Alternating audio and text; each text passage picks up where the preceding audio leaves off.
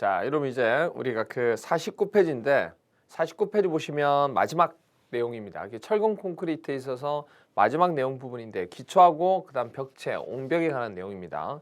첫 번째 이제 제일 먼저 기초부터 좀 설명을 드려야 되는데 기초에서 가로 1번이 기초 설계에 대한 내용인데 동그라미 1번 기초판의 어떤 전체 면적이 있잖아요. 전체 면적 그리고 말뚝 개수와 배열은 기초판에 의해서 흙이나 또는 말뚝에 전달되는 외력과 그리고 모멘트 그리고 토질 역학의 원리에 의해서 계산된 허용 진해력과 그리고 말뚝의 허용 진해력을 뭐한다? 사용한다. 그러니까 말 그대로 뭐냐면 사용 하중을 쓴다는 얘기를 알아주셔야 됩니다. 그러니까 기초 설계에 있어서 기초판의 어떤 전면적이나 어떤 말뚝의 개수 그리고 배열 이런 부분들 있잖아요. 이런 것들은 전부 다 뭘 쓴다고요? 허용 진해력. 그러니까 허용 진해력을 쓴다는 거. 사용 하중을 쓴다는 거죠. 그렇죠? 하중 개수를 곱하지 않은 뭘 쓴다? 사용 하중을 쓴다는 거. 그걸 하나 알아주시면 되겠습니다. 동그라미 2번은 말뚝 기초의 기초판 설계에서 말뚝에 대한 반력이 있잖아요. 그 말뚝에 대한 반력은 각 말뚝의 중심에 집중된다고 가정해서 모멘트와 전단력을 산정한다는 거니까 말뚝이 여러 개 갈 수 있잖아요. 그러면 이걸 등분포로 보지 않고 하나하나 말뚝에 대해서 뭐다? 집중 하중으로 보고 설계하면 된다. 그 얘기입니다. 동그라미 3번은 뭐냐면 기초판 상단에서부터 하단 철근까지 깊이가 말 그대로 기초판의 두께가 되는 거죠. 두께. 그 깊이는 흙에 놓이는 경우와 그다음 말뚝 기초의 경우 두 가지가 있겠죠. 흙에 놓이는 경우일 때는 얼마? 그렇죠. 150mm 이상이라고 얘기하고 말뚝 기초일 경우에는 그것의 2배 얼마죠? 300mm 이상으로 하여야 된다. 그렇게 얘기합니다. 됐죠? 그렇게 봐주시면 되죠. 됐죠? 그리고 4번에 기초판에서 모멘트 그리고 전단력 및 철근 정착에 대한 위험 단면의 위치를 정할 경우에는 원형 또는 정다각형인 콘크리트의 기둥이나 받침대를 같은 면적의 정사각형 부재로 뭐해서 환산해서 산정할 수 있다는 거 아시겠죠? 그렇게 봐주시면 되죠. 그리고 이제 보시면 나와 있는 게 가로 2번 기초판에 대한 힘 모멘트입니다. 기초판 힘 모멘트. 동그라미 1번 기초판 각 단면에서의 힘 모멘트는 기초판을 뭐죠? 자른 수직면에서 그 수직면의 한쪽 전체 면적에 작용하는 힘에 대해서 산정한다는 거. 그리고 동그라미 2번 기초판에 대한 최대 개수 힘 모멘트 계산할 때 위험 단면. 그러니까 기초판에 대한 힘에 대한 힘 모멘트에 대한 위험. 그러니까 정말 조심하셔야 될 게 뭐냐면 이게 두 가지가 존재해요. 두 가지가. 뭐가 존재하냐면 위험 단면이란 것 자체가 위험 단면이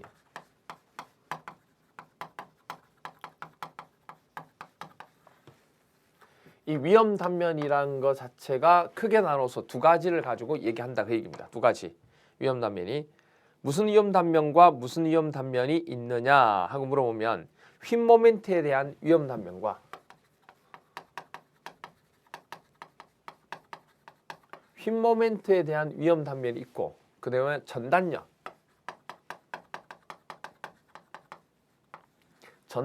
대한 위험 단면이 있다는 얘기예요. 그렇죠? 위험 단면이라고 하는 것은 휨 모멘트에 대한 위험 단면이 있고 그 다음에 또 뭐다? 전단력에 대한 위험 단면이 있다는 거 아시겠죠? 휨 모멘트가 있고 전단력에 대한 위험 단면 두 가지가 있어요.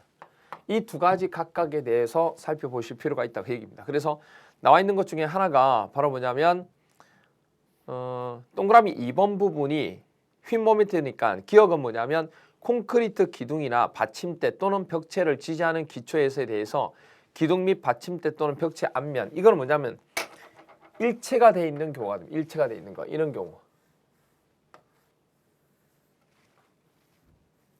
이런 경우죠.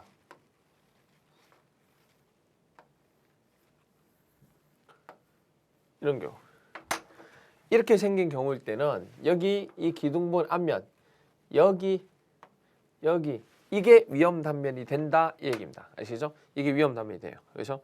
그 다음에 조족조 벽체를 지지하는 기초판은 조족조는 이게 기초판이고 그리고 여기에 뭐죠? 조족조가 올라가는 거죠.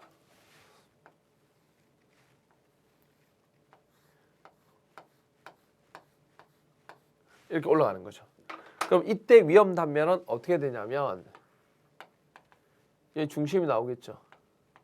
중심. 그리고 여기 얘네와 얘네 중심 이 사이 이거요. 이게 위험 단면이 된다는 거. 그 얘기를 지금 하고 있습니다. 그 다음에 디귿은 뭐냐면 기둥 밑판, 그렇죠? 기둥 밑판을 갖는 기둥을 지지하는 기초판은 기둥 앞면과 기둥 밑판과 담부와의 중간 이거죠.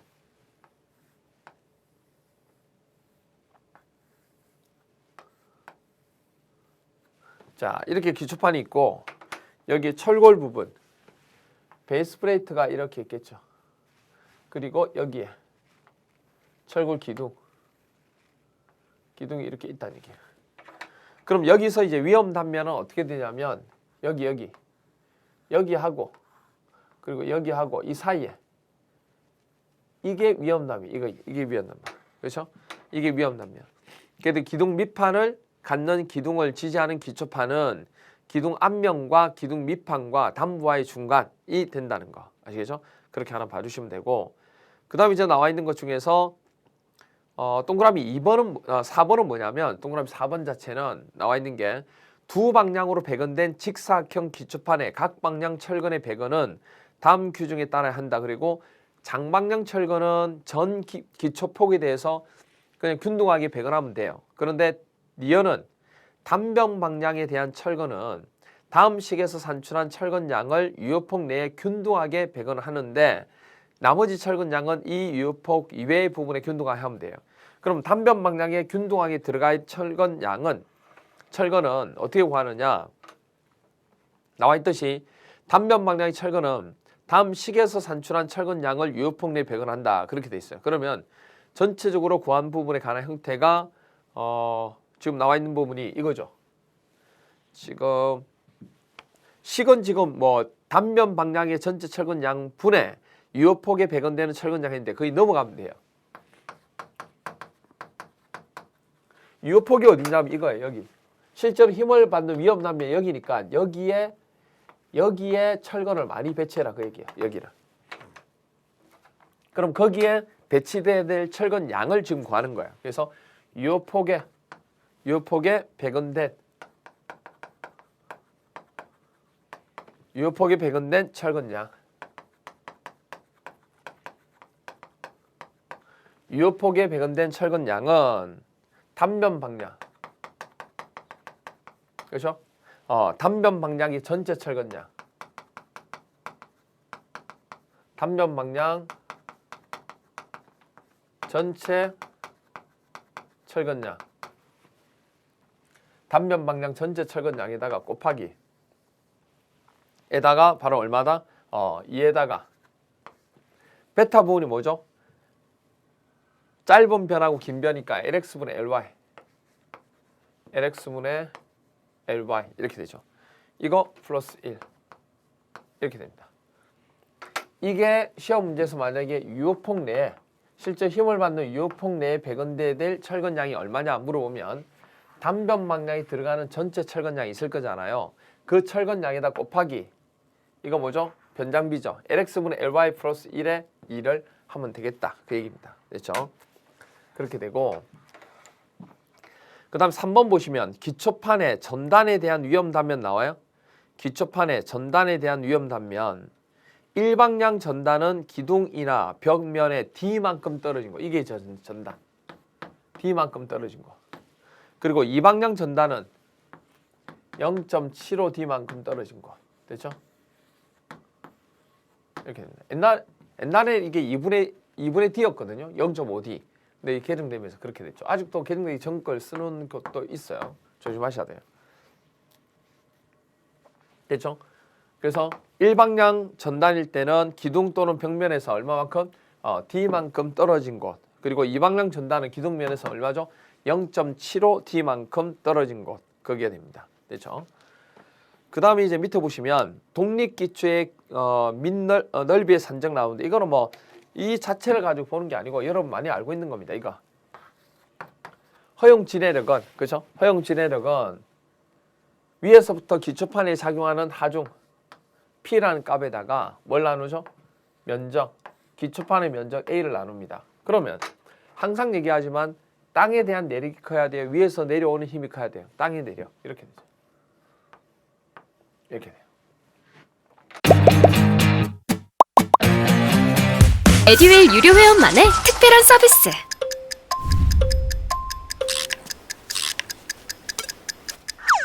하치하차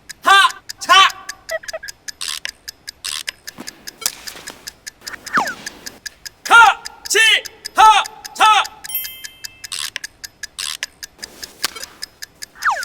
정답! 같이 하자 친구야 에듀윌 유료 회원!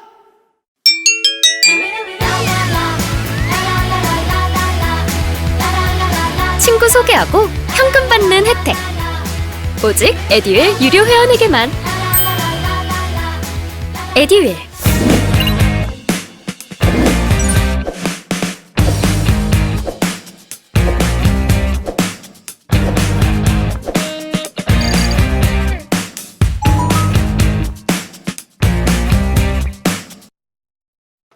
근데 시험 문제에서는 어떻게 되냐면 이걸 물어봐요.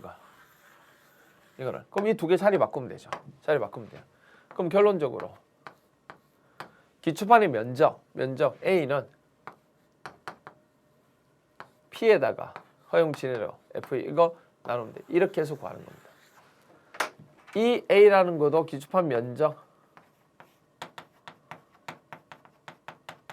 사용 하중을 통해서 구하는. 그렇죠?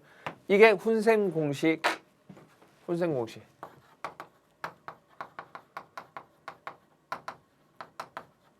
20번 이렇게 돼요. 이게 훈생 공식 20번. 그렇죠? 이렇게 하나 봐주시면 되죠. 그래서 51페이지 보세요. 51페이지에 24번, 25번은 하지 마세요. 25번은 하지 마세요. 이거는 뭐 이렇게하고 뭐 같이 간 건데 25번은 하지 마시고 24번 보시면 독립기초에서 장기 하중이 90톤 F 그리고 자갈층 집안에 작용할 경우 기초판의 한 변의 크기는 얼마냐 물어봤어요. 자갈층 부분이라고 했기 때문에 자갈층 부분은 얼마죠? 30. 그래서 톤으로 얘기하면 보통 300 부분이 되는데 킬로니톤 되는데 이건 톤으로 얘기하면 30톤 퍼 제곱미터 이렇게 돼 있죠. 원래 주어지는데 지금 여기는 안 주어져. 보통 주어집니다. 그럼 얼마예요? 90. 그리고 여기 30. 3, 3은 9, 3 이렇게 되죠. 그러면 한 면의 치수가 얼마냐 물어봤잖아요. 지금 한 면. 그러면 여기 루트 씌우면 되잖아. 그러면 1.7 얼마 이렇게 나오겠죠. 그럼 1.8 약. 이게 답은 1번 이렇게 됩니다. 됐죠? 그렇게 봐주시면 돼요. 그러니까 어렵게 생각하지 마시고 그렇게 봐주시면 됩니다. 됐죠? 됐죠? 그렇게 봐주시면 되고 그리고 그래서 67페이지 보세요, 여러분들. 67페이지 잠시 보실래요? 네. 67페이지를 잠시 보시면 71번 다음 그림에서 전단역에 대한 위험 위치는 어디가 되느냐 하고 물어보면 D만큼 떨어진 곳이 위험하면 된다고 했던 거 기억나시죠? 그래서 D만큼 떨어진 곳이니까 D는 뭐죠? C가 되죠. C. 그렇죠? 그리고 이제 보가 되는 전단역이 되는 거고 그렇죠? 그 다음에 68페이지 보세요. 68페이지 보시면 76번은 조금 전에 했고 77번 보세요. 77번. 77번 문제 여기서 풀어볼게요.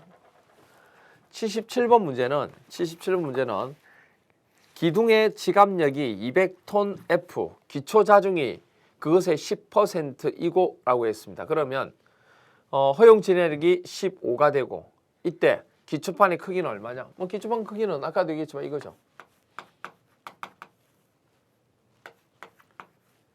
이거잖아요.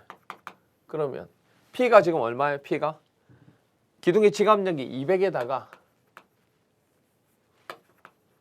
200에다가 기초의 자중이 10% 이것의 10%라는 얘기예요. 그러면 200의 10%니까 얼마예요? 200의 10%면 0.1 곱하면 되죠. 그렇죠?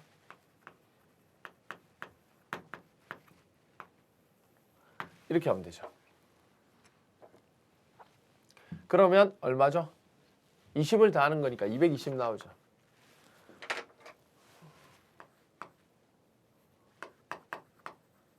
220. FA가 얼마예요? 15. 그렇죠? 이렇게 돼요. 그럼 결론적으로 220에다가 15를 나누면 되죠. 그럼 14.67.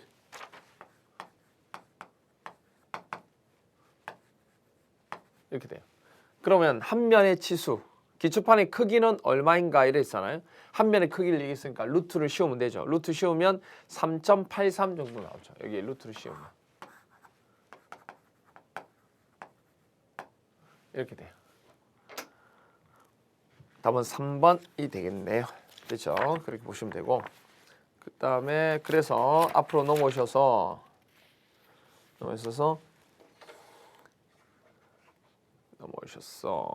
27번 문제 보세요. 52페이지에 27번 문제. 이거는 설명을 좀 드려야 돼요. 26번은 뭐 따로 뭐 얘기할 건 없고, 27번은 이거예요. 지금 기둥이 이렇게 나와 있고 독립기초판이 이렇게 돼 있다는 얘기예요.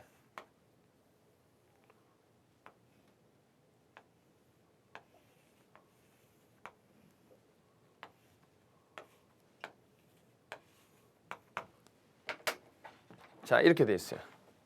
그렇죠? 이렇게 돼 있을 때 기둥이 50 곱하기 50이고 독립기초판의 유효침이 얼마? 얘네가 60cm. 일때 뚫림 전단의 길이는 얼마냐 물어볼게요. 뚫림 전단은 이거죠. 이렇게 이만큼. 이렇게 돼요.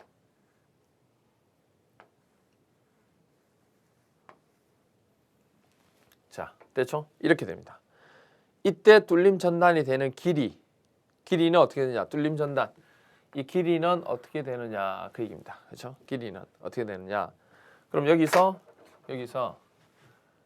얼마만큼 떨어져야 돼요? 0.75D. 기억나시죠? 0.75D만큼 떨어집니다. 여기도 0.75D. 그럼 위에서 쳐다보면 이렇게 돼요. 위에 쳐다보면 기둥이 되고, 이게 지금 위험 단면에 대한 둘레 길이에요. 그럼 여기서 이게 뭐예요? 0.75D. 0.75D. 됐나요? 아, 이게 0.75D.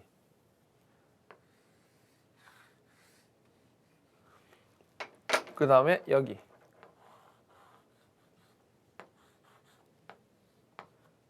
여기가 0.75D. 이렇게 돼요. 됐죠? 가운데가 얼마고? 50. 가운데 50.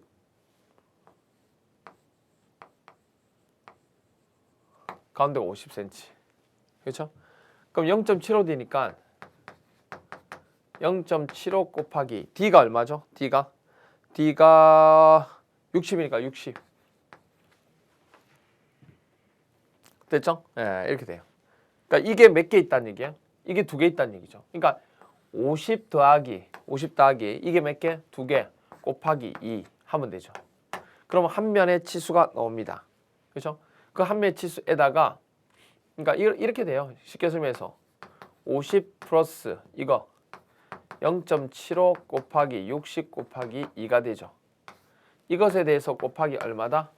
하나, 둘, 셋, 넷. 둘레 길이 물어봤으니까 곱하기 4. 이렇게 돼요.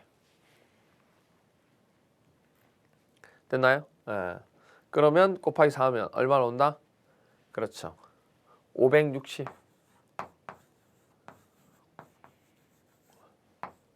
560cm가 나옵니다. 됐죠? 됐나요? 아, 이렇게 되죠. 560cm. 이렇게 구하시면 돼요. 그 다음 벽체 부분. 설계 일반사항 중에서 동그라미 1번 벽체는 개수 연직 충력이 0.4 AgFCK 이하이어야 하고 총 수직 철근량이 벽체 전체 단면적의 얼마? 1%죠. 0.01이니까. 이하인 부재를 말하고 공칭 강도에 도달할 때 인장 철근의 변형률이 0.004 그렇죠. 0.004 이상이어야 한다는 거. 그렇게 하나 봐주시면 되고, 그 다음에 53페이지에 제일 중요한 게 가로 2번에 철건비하고 철건 배관 중에 동그라미 1번이죠. 이 동그라미 1번 얘기가 제일 많이 얘기하는 부분 중 하나입니다. 벽체 전체 단면적, 그렇죠? 벽체 전 단면적에 대한 최소 수직이나 수평 철건비를 각각 구하는 겁니다. 그렇죠? 그때 FI 값이 400메가파스칼 이상이고 FI 값이 400메가파스칼 이상이고 그리고 D16 이하의 이형 철근인 경우, 그렇죠? FI 값이 400메가파스칼 이상이고 D16 이하인 이형 철근인 경우 그리고 지름이 16mm 이하의 용접 철망인 경우 이렇게 됩니다. 이럴 때는 수직 철근비가 0.0012 이상은 돼야 돼요. 되죠? 수직 철근비가 얼마요? 0.0012 이상은 돼야 되고 수평 철근비는 0.002가 되는 거죠. 0.002. 그리고 기타 이형 철근은 수직 철근비가 0.0015 그리고 수평 철근비는 0.0025가 되는 거죠. 그렇죠? 에듀윌 유료 회원만의 남다른 서비스.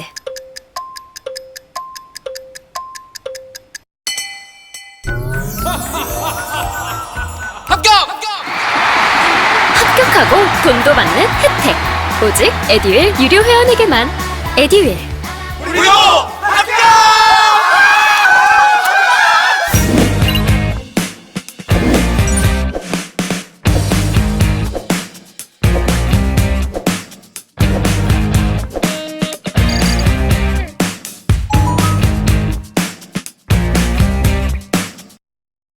그렇게 된다는 거. 이거 외우셔야 돼요. 이거는. 그러니까 시험 문제에서 자주 오는데 그러니까 조심하실 게 FI 값이 만약에 기타 이형 철근이 이 위에 있는 게 아닌 게 기타잖아요. 그럼 머릿속에 기억할 게 FI 값이 400메가파스칼 이상이고 D16 이하인 때가 위의 조건이에요. 근데 이 두 개 중에서 어느 한 개라도 만족 못한다. 그래서 FI 값이 400메가파스칼 미만이에요. 근데 D16 이하인 이형 철근이에요. 그럼 위의 조건 만족하지 못해요. 자, FI 값이 400메가파스칼 이상은 맞는데 D16을 초과해요. 그럼 또 위의 조건은 안 돼요. 그럼 기타 이형 철근을 봐야 돼요. 아시겠죠? 각각 이거 외우셔야 돼요. 그리고 동그라미 2번. 수직이나 수평 철근의 간격은 벽 두께 몇 배? 3배 이하 또한 450 이하의 간격으로 철근을 배관하면 돼요. 됐죠? 그리고 동그라미 4번. 모든 창이나 출입구 등의 개구부 주위에는 규정된 최소 철근량 뭐죠? 이외에도 수직이나 수평 방향으로 이열 배건된 벽체. 그러니까 뭐냐면 이런 개구부가 뻥 뚫려 있잖아요. 이렇게 뚫려 있다고. 이 뚫려 있는 곳에 어떻게 해야 된다는 얘기예요. 철근을 이런 식으로 배치를 이렇게 따로 추가적으로 할 필요가 있고 아니면 철근을 여기다가 이런 식으로 배건을 또 더 집어넣을 수도 있고 이런 식으로 철근 집어넣는다는 얘기예요. 그래서 개구부 주위에다가 규정된 최소 철근량 이외에 수직이나 수평 방향으로 2열 배건된 벽체에서 2개의 D16 이상의 철근, 1열 배건된 벽체에서 1개의 D16 이상의 철근을 창이나 출입구 등의 개구부 주변에 배치해야 된다. 그 얘기입니다. 그렇죠? 됐죠? 이때 이러한 철근은 개구부 모서리에서 설계 중 항목 강도 발휘할 수 있도록 해라. 그 얘기입니다. 됐죠? 동그라미 5번은 두께 250 동그라미 왔어요. 250. 두께가 벽의 두께가요. 벽의 두께가 얼마? 그렇죠. 250. 벽의 두께가 250mm 뭐가 되면 벽의 두께가 250mm 이상이 되는 벽체일 때는 여기 수직철근 이렇게 들어가고 여기에 수평철근도 2열로 배건을 복철근이죠. 2열로 철근이 들어갑니다. 그래서 양면으로 배건하는 거 이쪽도 배건하고 이쪽도 배건하고 양면 배건할 수 있는 벽체 두께는 물어보면 최소 얼마죠? 250 이상은 돼야 됩니다. 그렇죠? 그렇게 하나 봐주시면 되고 그 정도만 보시면 되고 그 다음 벽체 부분에 대한 최소 두께는 벽체의 두께는 수직이나 수평 지점 간의 거리 중에서 작은 값 있죠. 그 작은 값에 25분의 1 이상이어야 하고 또한 100mm 이상이어야 합니다. 두 번째로 비내립벽의 두께는 100mm 이상 돼야 되고 또한 이를 횡방향으로 취지하고 있는 부재 간의 최소 거리 얼마죠? 30분의 1 이상 돼야 돼요. 세 번째로 지하실 외벽 및 기초 벽체의 두께는 얼마죠? 200mm 이상으로 하여야 한다 이렇게 돼 있죠. 됐죠? 이렇게 봐주시면 되고 그 다음에 밑에 예제 보시면 강도 설계법에서 벽체의 콘크리트 전체 수평 단면에 대해서 수직 철근비 물어봤고 FI 값이 400MPa 이상이고 D16 이하는 이형 철근이니까 위에 조건식에 맞는 거죠. 그럼 수직이면 0.0012가 되는 거야. 이게 만약 수평이었으면 0.002가 되는 거. 그렇죠? 그렇게 돼요. 답은 1번이죠. 그렇게 보시면 됩니다. 그 다음에 이제 나온 게 옹벽입니다. 옹벽은 산을 깎았을 때 비가 온다든지 하면 산이 흘러내릴 수 있잖아요. 그때 이제 그걸 막아주는 벽을 우리는 옹벽이라고 얘기합니다. 옹벽. 그럼 설계 원칙 부분에 있어서 보시면은 동그라미 2번 묵은 콘크리트 옹벽. 우리가 처음에 만들어진 옹벽이 철근이 없는 묵은 콘크리트. 그러니까 무게를 무겁게 해가지고 토합에 대해서 견디는 거죠. 그걸 우리가 중력식 옹벽이라고 얘기합니다. 그게 처음 만들어진 거고, 그 다음에 이제 토합 계산 부분에 만들어지면서 이제 조금씩 올라가는 게 이제 뭐 T형보 아니고 그 뭐죠? 우리가 부축벽식 형태도 있고 캔틸레박식도 있고 그렇게 되죠. 그래서 순서로 따진다 그러면 제일 먼저 나온 게 높이가 높지 않을 때 중력식 옹벽이 되고, 그 다음 순서가 바로 뭐죠? 캔틸레박식 옹벽. 여기다가 철근 들어가고 이렇게 판 자체가 들어가게 된 게 바로 캔틸레박식 옹벽.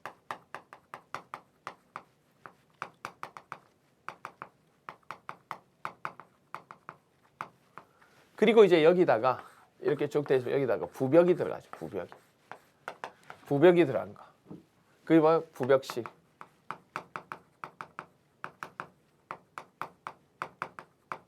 옹벽 이렇게 돼요. 여기서 이제 조심하셔야 될 것 중에 하나가 뭐냐면 전체적으로 이게 여기 이 중력식 옹벽은 철근이 안 들어가 무근이고 캔틸러버 옹벽하고 부축식 옹벽은 철근이 들어가는 철근 콘크리트고, 철근 콘크리트 구조가 되고 여기는 묵은 콘크리트가 된다는 거.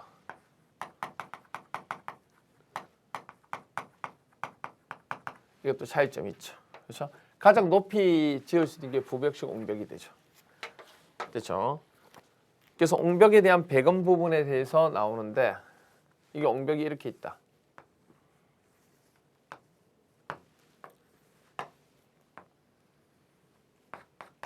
여기 건물 짓고자 하는 곳. 여긴 토합이 작용하는 곳. 그렇죠? 토합이 작용.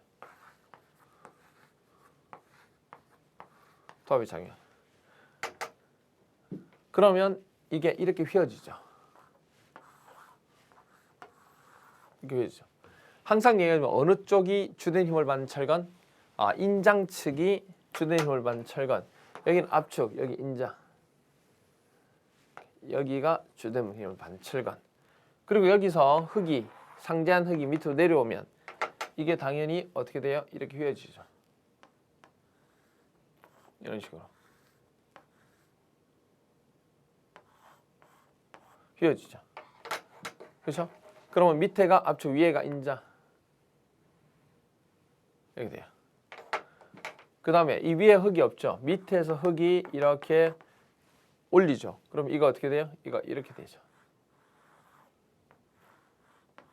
이게 돼요. 그러면 어떻게 돼요? 여기가 압축, 여기가 인자.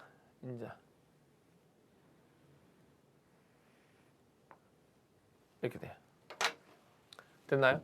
이게 캔틸바식 옹벽입니다. 그래서 철근에 대한 뭐다? 배치, 배건도에 대한 설명입니다. 됐죠? 됐나요? 그렇게 봐주시면 되고, 그리고 이제 여기에서 우리가 얘기가 나오는 것 중에 하나가 바로 뭐냐면 옹벽을 설계할 때 안정 조건이라는 게 있을 거잖아요. 그렇죠? 옹벽을 설계할 때 안정 조건. 그 안정 조건 중에 하나가 바로 뭐냐면 이겁니다. 안정 조건 중에 하나가 여기 토합이 작용했을 때 이 토합 부분이 이걸 뭐죠? 넘어가도록 하는 거. 오버턴. 이게 전도죠. 전도에 대해서 안정하도록 설계해야 됩니다. 그럼 전도에 대해서 안전하려면 이 전도 모멘트를 일으키는 토합에 비해서 이 자중에 대한 부분이 내려오면서 힘 곱하기 거리 이렇게 돌아가는 저항 모멘트가 얼마? 2배가 돼야 돼요. 2배. 200%. 안전율이 200%가 되도록 해야 돼요. 2배. 그 다음에 토합 때문에 또 어떻게 할 수 있어요? 토합 때문에 이게 이렇게 미끄러질 수 있죠. 이걸 말하면 슬라이딩 활동.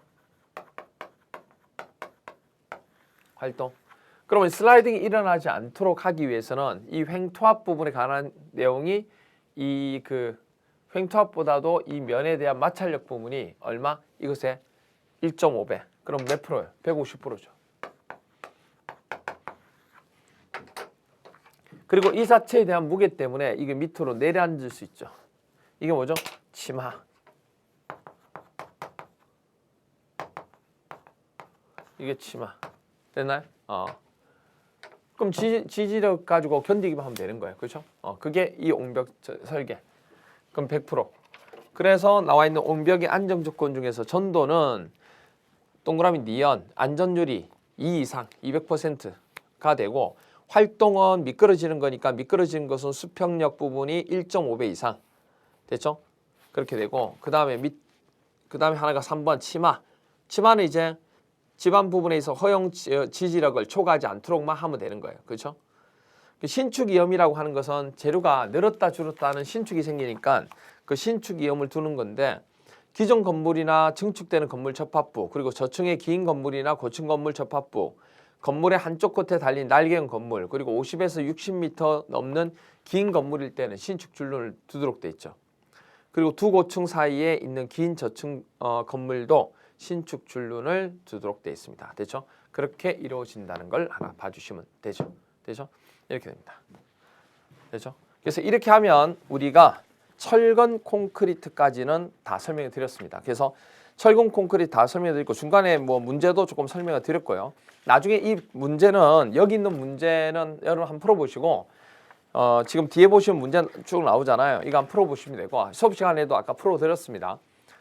그리고 이거 외에도 문제풀이 할 때 이거 외의 문제들 더 기출 문제 더 다양한 문제는 더 다룰 거니까 문제풀이 할 때 설명을 드릴까 걱정 안 하셔도 돼요. 그 다음 이제 남은 게 이제 철골 구조하고 그 다음에 일반 구조하고 남았습니다. 그렇죠? 철골 구조하고 일반 구조 남았는데 철골 구조 부분은 뭐 크게 딱히 그렇게 많이 어렵고 하는 부분은 아니기 때문에 금방 설명을 해서 쭉 얘기를 할 수가 있겠습니다. 아시겠죠? 그렇게 해서 철근 콘크리트는 여기까지 해서 마무리하도록 하겠습니다. 수고했습니다.